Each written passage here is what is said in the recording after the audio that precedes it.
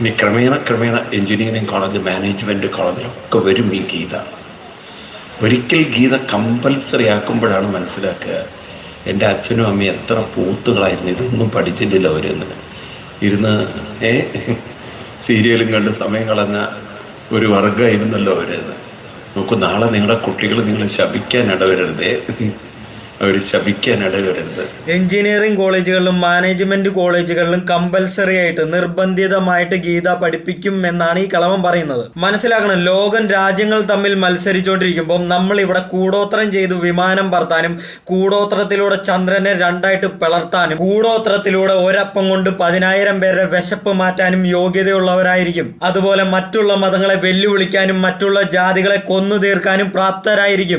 എന്നോട് ദേഷ്യം തോന്നിയാലും വേണ്ടില്ല, പക്ഷെ ഇതുപോലുള്ള പട്ടി ഉണ്ടാക്കി വിട്ടോമാരാണ് ഇവിടെ BJP വളർത്തുന്നത്. റഷ്യ ക്യാൻസർ വാക്സിൻ കണ്ടുപിടിച്ചു, ചൈന കോവിഡ് വാക്സിൻ കണ്ടുപിടിച്ചു.